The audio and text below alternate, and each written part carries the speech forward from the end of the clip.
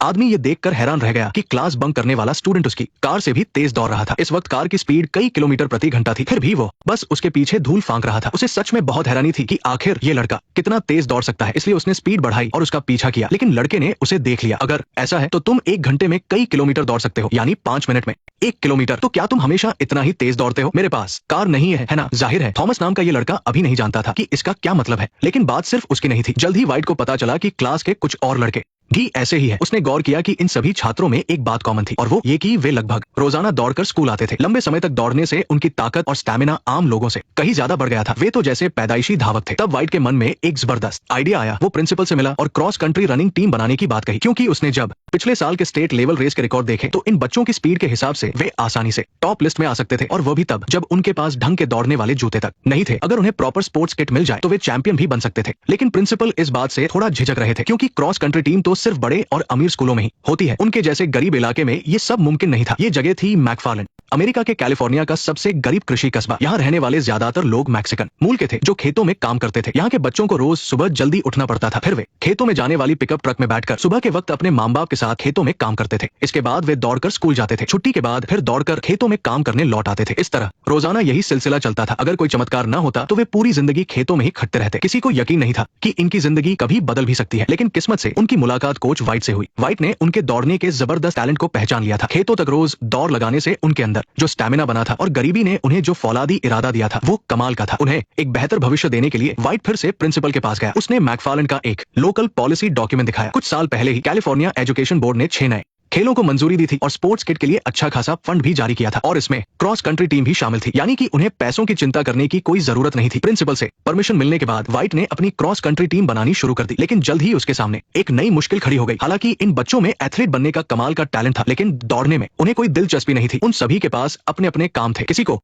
पैसे कमाने के लिए नौकरी करनी थी, तो किसी को खेतों में माँ बाप का हाथ बंटाना था। बहुत कोशिश करने के बाद भी उसे एक भी लड़का नहीं मिला। लेकिन एक तजुर्बेकार कोच होने के नाते व्हाइट इतनी आसानी से हार मानने वालों में से नहीं था। जल्द ही उसे एक तरकीब सूझी। एक दिन उसने देखा कि एक छात्र वेंडिंग मशीन के पास कुछ गड़बड़ कर रहा है। वो मशीन में फंसे खुले पैसे चुराने की कोशिश कर रहा था। लेकिन तभी एक दूसरे टीचर ने उसे रंगे हाथों पकड़ लिया। व्हाइट ने तुरंत आगे आकर उसे बचा लिया। व्हाइट के इस एहसान के बाद वो लड़का भी उसकी बात टाल नहीं सका। इस तरह क्रॉस कंट्री टीम को अपना पहला मेंबर मिल गया। ठीक उसी वक्त उनका सबसे बेहतरीन टैलेंटेड धावक थॉमस अपनी बहन के चक्कर में कुछ लोगों से भिड़ गया। तब व्हाइट ने फिर से वही दाव चला और थॉमस को स्कूल के झमेले से बाहर निकाल लिया। व्हाइट की गारंटी पर ही थॉमस स्कूल की सजा से बच पाया, और इस तरह क्रॉस कंट्री टीम में एक दमदार धावक की एंट्री हो गई। व्हाइट ने यही तरीका अपनाकर एक एक करके इन सभी बिगड़े हुए लड़कों को टीम में शामिल कर लिया। इस तरह आखिरकार 7 लड़कों की क्रॉस कंट्री टीम पूरी हो गई। और क्रॉस कंट्री रेस में हिस्सा लेने के लिए कम से कम इतने ही लोगों की जरूरत होती है। लेकिन टीम बनते ही आपसी मनमुटाव शुरू हो गया, क्योंकि टीम में एक गोलू मोलू सा लड़का भी था। बाकी लड़कों को लगा कि ये मोटा डैनी उन्हें पीछे धकेल देगा, लेकिन व्हाइट को लगता था कि डैनी ही उनकी सबसे बड़ी ताकत है, क्योंकि अगर डैनी टीम में नहीं आता तो उसके 2 भाई भी कभी टीम का हिस्सा नहीं बनते, और फिर उनके पास रेस के लिए पूरे लोग ही नहीं होते। उस दिन के बाद से मैकफार्लैंड की सड़कों पर एक अलग ही नजारा देखने को मिलने लगा। एक गोरा कोच 7 लातिन अमेरिकी लड़कों के साथ तपती धूप में बिना थके दौड़ता था। हर ट्रेनिंग सेशन में व्हाइट उनके साथ दौड़ने की कोशिश करता था, लेकिन अक्सर आधी दूरी भी तय नहीं कर पाता था और उसकी सांस फूलने लगती थी। लेकिन ये बच्चे एकदम फुल एनर्जी में रहते थे। उनका स्टैमिना सच में कमाल का था। यहाँ तक कि सबसे पीछे दौड़ने वाला डैनी भी ऐसा ही था। भले ही वो हमेशा टीम से बहुत पीछे छूट जाता था, लेकिन हर ट्रेनिंग में वो पूरी रेस कंप्लीट करता था। यही बात इस टीम में उसकी अहमियत को साबित करती थी। उसके बिना ये टीम अधूरी थी। एक बार जब व्हाइट दौड़ते दौड़ते एक किराने की दुकान के बाहर बुरी तरह थक कर बैठ गया, तो एक अनजान दुकानदार ने चुपचाप उसे कोला की एक बोतल दी, वो भी बिल्कुल फ्री। उनकी इस मेहनत को पूरा कस्बा देख रहा था। वे भी समझ गए थे कि शहर से आया ये गोरा टीचर सच में दिल से इन बच्चों की मदद करना चाहता है। जल्द ही व्हाइट का ध्यान इन बच्चों के पैरों की तरफ गया। उन्होंने जो जूते पहन रखे थे वे सब फटे पुराने थे, कुछ तो आगे से पूरी तरह खुल चुके थे। ये देखकर व्हाइट का दिल पसीज गया, क्योंकि वो जानता था कि उनके पास बस यही एक जोड़ी जूते हैं। 15 दिन बाद टीम का पहला ऑफिशियल मैच था। व्हाइट ने अपनी जेब से पैसे खर्च करके हर खिलाड़ी के लिए नए रनिंग शूज और टीम की जर्सी बनवाई। जब बच्चों के हाथ में नई किटाई तो उनकी आंखें खुशी से चमक उठी। लेकिन जब वे रेस ट्रैक पर पहुंचे तो उन्हें असलियत का अंदाजा हुआ। उनके सामने पैसे वाले 3 बड़े प्राइवेट स्कूलों की टीमें थी। अमीर घरों के उन लड़कों के पास शानदार गियर थे और उनका एटीट्यूड भी अलग था। जब उन्होंने मैकफार्लैंड टीम को देखा तो वे उन्हें नीची नजर से देखने लगे। Cross country race point system पर काम करती है। जो पहले नंबर पर आता है उसे 1 पॉइंट मिलता है, दूसरे नंबर वाले को 2 पॉइंट, इसी तरह आगे, और आखिर में जिस टीम के सबसे कम पॉइंट होते हैं वो जीतती है। जैसे ही रेस शुरू होने की गोली चली, सारे धावक तीर की तरह आगे निकल पड़े। थॉमस टीम का सबसे तेज धावक था और उसने शुरुआत में ही टॉप 3 में अपनी जगह बना ली। बाकी लड़के भी उसके पीछे पीछे दौड़ रहे थे। शुरुआत काफी अच्छी लग रही थी, लेकिन रेस आधी ही खत्म हुई थी कि थॉमस एक बड़ी मुसीबत में फंस गया। नदी के किनारे एक संकरे मोड़ पर प्राइवेट स्कूल के 2 लड़कों ने जानबूझकर थॉमस का रास्ता रोक लिया ताकि वो आगे न निकल सके। जीतने की धुन में थॉमस ने उन्हें धक्का दिया और पहले नंबर पर आने के लिए पूरी ताकत लगा दी। लेकिन तभी ट्रैक के आगे अचानक एक बहुत ही खड़ी चढ़ाई आ गई। उन्होंने इसकी बिल्कुल भी उम्मीद नहीं की थी। इससे पहले उन्होंने कभी भी पहाड़ी इलाके में दौड़ने की प्रैक्टिस नहीं की थी। इस अचानक आई चुनौती को देखकर पूरी टीम घबरा गई। थॉमस की स्पीड भी साफ तौर पर कम हो गई थी और पीछे वाले लड़कों ने उसे आसानी से पछाड़ दिया। बाकी टीम की हालत तो और भी खराब थी। वे सब खिसक कर एकदम पीछे चले गए। इस वक्त तक ये रेस लगभग उनके हाथ से फिसल चुकी थी। जब रेफरी ने फाइनल रिजल्ट बताया तो मैकफार्लेन टीम पूरे मैच में 100 से ज्यादा पॉइंट लाने वाली इकलौती टीम थी। ये हार बहुत ही शर्मनाक थी। अमीर घरों के वे लड़के अब और भी घमंड में थे और उनकी बातों में खूब मजाक और ताने भरे थे। स्कूल लौटते वक्त गाड़ी के अंदर का माहौल बहुत ही मायूसी भरा था। सन्नाटा ऐसा था कि मानो हवा भी भारी हो गई हो। रियर व्यू मिरर से बच्चों के उदास चेहरों को देखकर व्हाइट ने हार की सारी जिम्मेदारी अपने सिर ले ली। हालांकि व्हाइट ने सारा इल्जाम अपने सिर ले लिया था, लेकिन घर लौटने के बाद उसने अपनी पत्नी से दिल की बात कही। असल में व्हाइट कभी एक बड़े और अमीर स्कूल का स्टार फुटबॉल कोच हुआ करता था, लेकिन उसका रवैया थोड़ा सख्त था, इसलिए पेरेंट्स हमेशा उसकी शिकायत करते थे। और फिर एक दिन गलती से उसने एक शरारती बच्चे को चोट पहुंचा दी।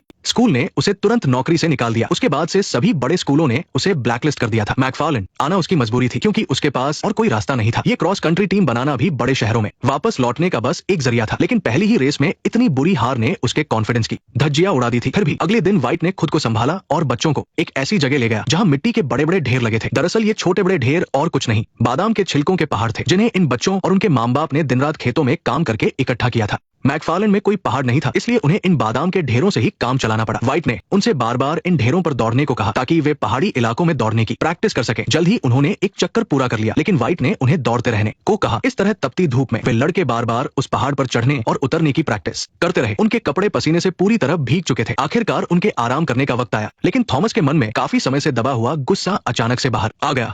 थॉमस की ये बातें सिर्फ हार की वजह से नहीं थी, बल्कि ये उसकी अपनी किस्मत और जिंदगी की कड़वी सच्चाई से हार मान लेने की बेबसी थी। शायद खेतों में काम करना ही उसकी जिंदगी का सच था। आखिरकार थॉमस ने टीम छोड़ने का फैसला कर लिया। इस बात से व्हाइट को बहुत बड़ा झटका लगा। जब वो मायूस होकर घर लौटा तो उसे अचानक याद आया कि आज उसकी बेटी का जन्मदिन है, लेकिन वो केक लाना तो पूरी तरह से भूल ही गया था। इस बात पर बेटी पूरी रात उससे नाराज रही। एक तरफ काम का प्रेशर और दूसरी तरफ घर की टेंशन, इन सब ने व्हाइट को अंदर तक तोड़कर रख दिया। वो अपनी कार लेकर थोड़ी खुली हवा खाने निकला, लेकिन तभी उसने थॉमस को एक पुल पर बैठे देखा। उसे तुरंत समझ आ गया कि कुछ तो गड़बड़ है। जब वो धीरे से थॉमस के पास पहुंचा तो उसने देखा कि थॉमस के चेहरे पर चोट के कई निशान हैं। असल में टीम छोड़ने के बाद जब थॉमस घर पहुंचा तो उसके माँ बाप लड़ रहे थे। बाद में उसे पता चला कि उसकी बहन प्रेग्नेंट है। इस बात ने उनके गरीब परिवार की मुसीबतें और बढ़ा दी थी। गुस्से में पागल होकर उसके पिता ने अपना आपा खो दिया और दीवार पर जोर जोर से मुक्के मारने लगे। थॉमस अपने पिता के उन्हीं हाथों को बचाने गया जिनसे वे मजदूरी करते थे, लेकिन बीच बचाव में उसे ही चोट लग गई। थॉमस की पूरी बात सुनने के बाद व्हाइट ने कहा, जानते हो मैं यहाँ क्यों हूँ? क्योंकि मुझे अपनी बेटी के लिए बर्थडे केक लेना है। दोनों की अपनी अपनी परेशानियां थी। भले ही दोनों की तकलीफें एक दूसरे से बहुत अलग थी, लेकिन इस पल ने उन्हें एक दूसरे के करीब ला दिया। व्हाइट समझ गया था कि थॉमस सुसाइड करना चाहता है। उसने थॉमस को समझाया कि अगर वो इस पुल से कूद भी गया तो इसकी बहुत उम्मीद है कि वो नहीं मरेगा, क्योंकि ये पुल ज्यादा ऊंचा नहीं है और अगर वो बच गया तो हो सकता है कि वो जिंदगी भर के लिए अपाहिज हो जाए। फिर वो कभी दौड़ नहीं पाएगा और उल्टा अपने परिवार पर एक बहुत बड़ा बोझ बन जाएगा। लेकिन अगर वो दौड़ना जारी रखे तो शायद अपनी और अपने परिवार की किस्मत बदल सकता है। ये एक ऐसा काम है जो वो सबसे अच्छी तरह कर सकता है और शायद यही उसके पास इकलौता मौका है। व्हाइट के प्यार से समझाने पर उस मायूस लड़के को एक नई उम्मीद मिल गई। आखिरकार थॉमस ने टीम में लौटने का फैसला कर लिया। उस रात के बाद से व्हाइट भी पूरी तरह बदल गया था, क्योंकि वो समझ चुका था कि ये टीम उसके लिए सिर्फ बड़े शहर लौटने की टिकट नहीं है, बल्कि ये इन 7 गरीब परिवारों के भविष्य की सबसे बड़ी उम्मीद है। इसलिए उसने अपना सारा फोकस सिर्फ इस बात पर लगा दिया कि रेस कैसे जीतनी है। वो पूरी रात प्रोफेशनल रेस के वीडियो देखता, नई ट्रिक सीखता और फिर अगले दिन ट्रेनिंग में वो सब कुछ अपने लड़कों को सिखाता। जल्द ही उनके दूसरे मैच का दिन आ गया। इस बार उनका मुकाबला स्टेट की टॉप 3 टीम से था। ये मुकाबला हमारे और उनके बीच है, क्लोविस वर्सेस मैकफार्लेन। वे बहुत मजबूत है, वे नंबर 1 है। उन्हें लगता है कि हम एक कमजोर टीम है। क्या तुम लोग तैयार हो? ठीक है।